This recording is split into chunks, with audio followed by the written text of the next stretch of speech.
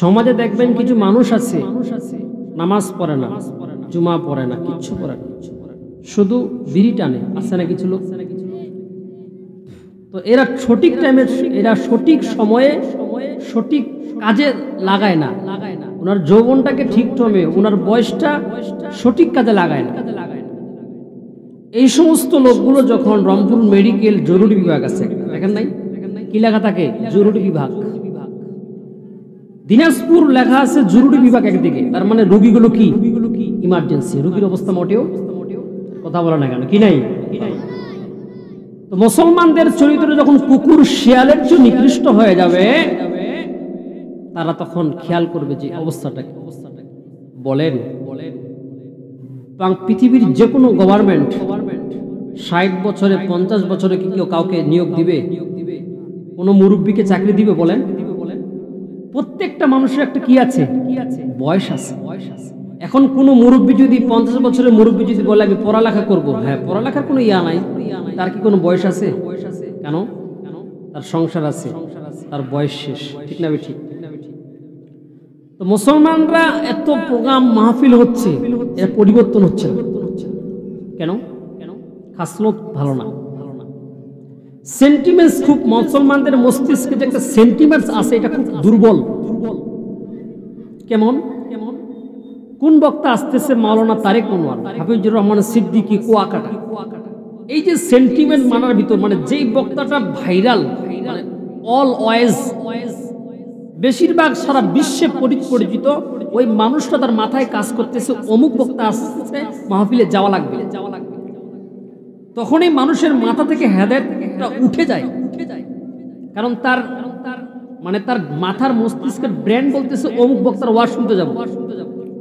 আবার দেখবেন একই মঞ্চে আমাদের মতো লোকাল বক্তা, যেগুলো লোকাল বুঝেন, লোকাল বাস বুঝেন না, লোকাল যখন বলে যে কে অমুক, তখনই সেন্টেন্স কাজ করে না, মাথার মস্তিষ্কের ব্রেন কাজ করে না, লোকাল বক্তা কি ওয়াজ। অথচ আমি কিন্তু কোরআন থেকে কথা বলবো, কোরআনের বাইরে কোনো কথা, পার্থক্য আছে। বড় বক্তারা মডিফাই করে কথা বলে, স্টাইল করে কথা বলে, যে কথাটা আমরা 20 মিনিটে বলবো তারা সেটা 2 মিনিটে বলে। কি বলেন? এরকম না? তবে এটা ভিতরে ঢোকার কারণে কমিটিও চিন্তা করতেছে, যদি ভাইরাল বক্তা না দাওয়াত দেই তাহলে লোক আসবে না, কমিটির চিন্তা। যদি ভাইরাল বক্তা দাওয়াত না দেই তাহলে টাকা উঠবে না, এটা কমিটির চিন্তা।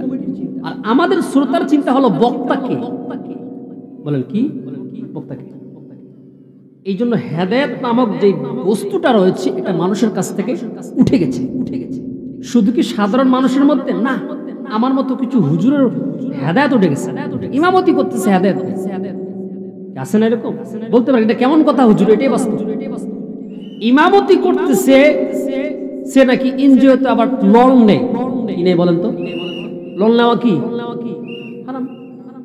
আপনি মারা গেলেন, 40,000 টাকা দিচ্ছেন, টাকা পরিশোধ করছেন, ওটা তো কারো একটা সংস্থা, এই ঋণটা কে শোধ করবে? অথচ রাসূলুল্লাহ সাল্লাল্লাহু আলাইহি সাল্লাম বলছেন, কোন ব্যক্তির যদি ঋণ থাকে, যতক্ষণ পর্যন্ত তার ঋণ পরিশোধ না হবে ততক্ষণ পর্যন্ত তার জানাজাই হবে না। কি হবে না বলেন? সেন্টিমেন্টস খারাপ। আমার সময় খুব সংক্ষিপ্ত, সেদিকে আমি যাব না। ডাইরেক্ট কোরআন থেকে আমি সূরা লোকমান, কোন সূরা বলেন? লোকমান থেকে তেলাওয়াত করেছি। এখানে লোকমানের ঘটনা, তিনি নবী ছিলেন না, তার সিরের মধ্যে আসছে তিনি ছিলেন আইয়ুব আলাইহিস সালাতু ওয়াস সালামের খালাতো ভাই। কেউ কেউ বলেছে তিনার ভাগ্নে, কি বুঝেন? ভাগ্নে, এরকম মতান্তর আছে। তবে তিনি আল্লাহর এক খাঁটি বান্দা ছিলেন। তিনি কোনো ধনী ছিলেন না, তিনি কোনো প্রেসিডেন্ট ছিলেন না, তিনি কোনো ওয়ার্ডের সভাপতি ছিলেন না, তিনি ইউনিয়নের সভাপতি ছিলেন না, তিনি গোটা বিশ্বের মানচিত্রে কোনো ওয়ার্ডের সভাপতি দূরের কথা, তিনি একজন কর্মীও ছিলেন না। কি ছিলেন? লোকটা দেখতে কালো বেটে, মোটেও সুবিধা না দেখতে, চেহারা মানে হাড়ির তলা কি কালো। পৃথিবীতে 3 জন ব্যক্তি সবচেয়ে বেশি কালো, একজন হচ্ছে বেলাল, আরেক কি লোকমান, তার মধ্যে 2 নম্বরে কালো, সবচেয়ে বেশি কালো। তার মধ্যে আরো আছে ইমাম আহমদ বিন হাম্বল রাহিমাহুল্লাহ, তিনি কিন্তু খুব কালো। এর ঘটনা বহু আছে। তো এই কালো ব্যক্তির নাম কোরআনে আছে কেন? তিনি আল্লাহর কথাগুলোকে, আল্লাহ যখন যা বলেছে কোনো প্রশ্ন করা ছাড়াই তিনি আল্লাহর কথাগুলোকে মেনে নিয়েছেন। আল্লাহ তার কর্মটাকে এত পছন্দ করেছেন, এত লাইক করেছেন, তার নামে আল্লাহ কোরআনে সূরা দিয়েছেন। সুবহানাল্লাহ। এমনি পদ ফেলেই যে আপনি মানে অনেক কিছু হয়ে যাবেন তা না। আল্লাহর খাঁটি বান্দা হতে ধনী হওয়ার দরকার নাই, টাকা হওয়ার দরকার নাই। ইউনিয়ন পরিষদের সভাপতি কি হলে কি হবে, বিড়ি ছাড়া কিচ্ছু বুঝে না। আরে কথা বলে না কেন? নামাজ পড়ে না, রোজা করে না, টাকুর নিচে পায় যাবে।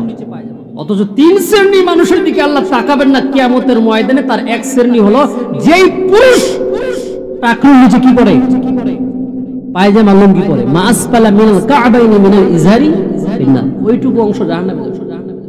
এটা কথা হলো লোকাল, ডিজিটাল না, গ্যাটলগ না, লোকাল কথা বলে, কোরআনের কথা। ওয়াজ করতেছেন কার সামনে? ওই লোকমান তার বেটাকে ওয়াজ করতেছেন, বেটাকে ওয়াজ শোনাচ্ছেন। বাপ বেটার ওয়াজ আছে না? কথা বলে না কেন? এখন বাপ বলছে, ইমানদার বাপ, এবার ছেলেকে বলছে, ছেলের নাম হলো সাহরান। কি নাম বলেন? মনে রাখবেন, এই নামটা কিন্তু সবাই খুঁজে পাবেন না, ইউটিউবে পাবেন না, বিভিন্ন জায়গাতে। লোকমানের ছেলের নাম হলো সাহরান।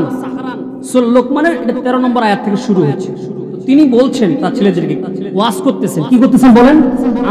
আমি যেমন ওয়াজ করতে চাই আপনাদের সামনে, লোকমান তার ছেলের সামনে ওয়াজ করতেছে। কি ওয়াজ? হে পুত্র, এরকম না। আমরা যেরকম ওয়াজ করি, হে বাবা মদ খাও, কি বলেন? এরকম ওয়াজ করো। বাপ বসে আছে, ছেলে সিগারেট টানতেছে, এটা কেমন সন্তান বলেন? তার মা তো ওই রকমই ছিল। এই যে মা বোনেরা এই যে বৈঠকে বসে আছে, এই মহিলা মণ্ডলের বৈঠকে যে মা বোনেরা বসে আছে, যদি মা ভালো হয় তো সন্তান কেমন হবে বলেন তো? এই যে বাজার ঘাটে এই যে মহিলা ছেলেগুলো ঘুরে বেড়াচ্ছে, এদের বাপ মা নিঃসন্দেহে আল্লাহওয়ালা বলে। আল্লাহওয়ালা না?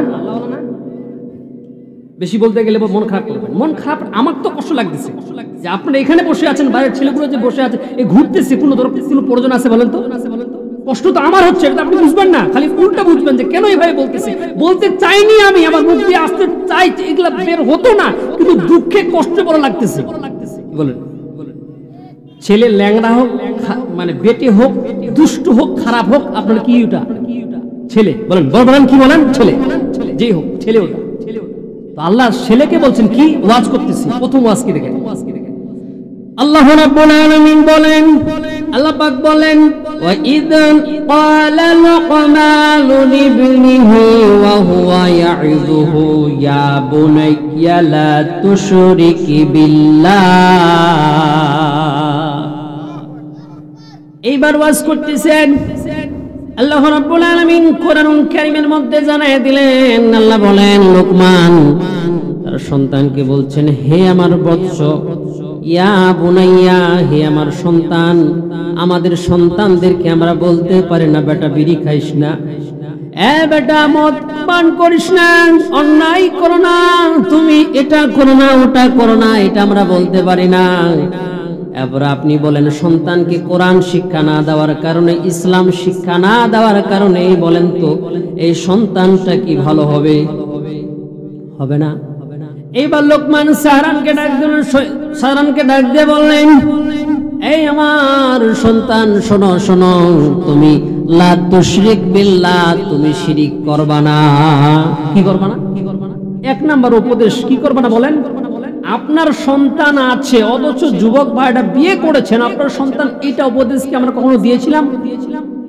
এটার ব্যাপারে কি কোনো উলামায়ে কেরামের কাছে গিয়েছিলাম? হ্যাঁ গিয়েছিলাম, চেয়ারম্যানের কাছে। ছেলে যখন বাপকে পিটাইছে, বাপকে পিটিয়ে পিটিয়ে পিটিয়ে এমনও সন্তান আছে যে হত্যা করেছে। এখানে ফেসবুকে নতুন বিয়ে করছে বেচারা, বউয়ের প্রতি এত আসক্ত হয়েছে যে বাপ কি জিনিস, মা কি জিনিস জানে না। একটা কুঁড়ে ঘর দিছে, বাপা কুঁড়ে ঘরে থাকে। কি বলেন? তুমি ছিলে তোমার মায়ের কোলে, তোমার মা এখন তোমার কোলে। কি বলেন? তুমি ছিলে তোমার মায়ের কোলে, তোমার মা এখন তোমার কোলে। এই শব্দটা ছোট্ট শব্দ, কিন্তু বিশ্লেষণ করেন, অ্যানালাইসিস করেন, মস্তিষ্ক একবার আলাদা হয়ে গেল। ওয়াজ করতেছে, কি ওয়াজ করতেছেন?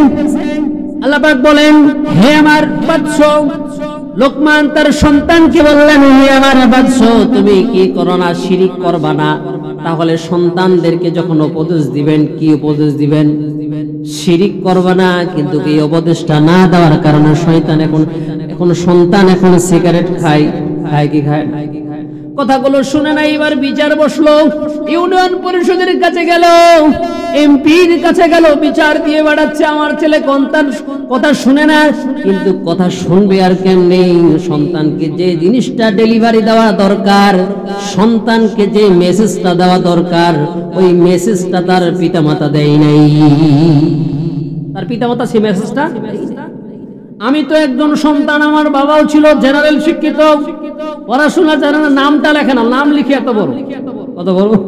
দেখবেন যে মুরব্বীগুলো আছে সিগনেচার করলে কত বড় লেখে। তখন বলতেছে, আমাকে বলতেছে, তুই কি জানিস, তোর নাম তুই এতটুকু, কি বলেন? আমরা যারা লেখাপড়া করি অল্প সিগনেচার দেই না, আর যখন মুরব্বীগুলো দেখবেন নাম লিখতে এইভাবে করে, নাম লিখতে পারে না, সরা আ এভাবে লিখতে লিখতে বড় হয়েছে, কি বলে লেখা হয় কিনা?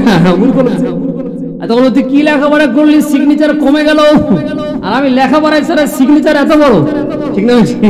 এরকম বলে। আল্লাহ বলছেন, লোকমান তার সন্তানকে ডাক দিয়ে বললেন, হে আমার সন্তান, তুমি শোনো, 1 নাম্বার শিরিক করবা না। শিরিক বড় কঠিন গুনাহ। যে ব্যক্তি শিরিক করবে, আল্লাহ বলেন ওই ব্যক্তির জন্য জান্নাত হারাম। জান্নাত কি বলেন? হারাম। আরে তাকবীর, নারে তাকবীর। তাহলে শিরিক করা যাবে নাকি বলেন? সন্তানদেরকে বলবেন, সন্তানরা শিরিক করো না। তাহলে যে সন্তান নামাজ পড়ে না, যে সন্তানকে আপনি কোরআন শিক্ষা দিলেন না, এই সন্তান থেকে কিছু আশা করা যাবে নাকি বলেন? বলেন। আম গাছ লাগাবেন, জামের আশা করা যেমন বোকামি, ডাব গাছ লাগানোর কারণে যেমন অন্য ফল আশা করা কি বোকামি না? সন্তানকে কোরআন শিক্ষা দিবেন না, না দেওয়ার কারণে সন্তানের কাছ থেকে ভালো কিছু আশা করা কি, এটাও একটা বোকামি। এবার প্রথম ওয়াজ করলেন, হে আমার সন্তান, তুমি কি করবা না? শিরিক করবা না।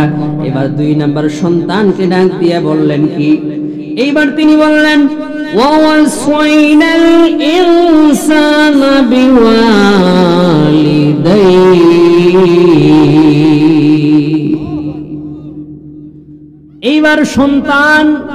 এইবার সন্তানকে বললেন, হে আমার বৎস, হে আমার সন্তান, এবার শোনো, তুমি ছিলে তোমার মায়ের কোলে, তোমার মা এখন, বলেন তোমার কোলে, ঠিক না? ঠিক। আমরা কার কোলে ছিলাম বলেন তো? আমরা মায়ের কোলে ছিলাম, এখন আমার মা কিন্তু আমাদের কোলে।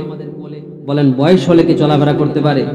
অসাব পায়খানা পরিষ্কার করবেন আপনি, সব কিছু করবেন আপনি, আপনার বউ কিন্তু করবে, পরের বেটি বলবে।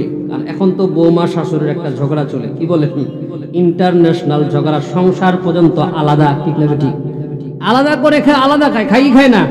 এইবার সন্তানকে ডাক দিয়ে বললেন, হে আমার সন্তান, ওয়াসাইনাল ইনসান বিওয়ালিদাইহি, তোমার মায়ের কোলে হামালাতহু ওয়া উম্মুহু। বলেন তো, সন্তান মানুষ করার ক্ষেত্রে মায়ের কষ্ট বেশি না বাবার কষ্ট বেশি? সবাই বলেন কার কষ্ট? মা সবচেয়ে বেশি কষ্ট করেছে। আল্লাহ বলেন, হামালাতহু উম্মুহু ওয়াহানান আলা ওয়াহান, কষ্টের পরে কষ্ট স্বীকার করেছে মা না বাবা? সবাই বলেন মা না বাবা?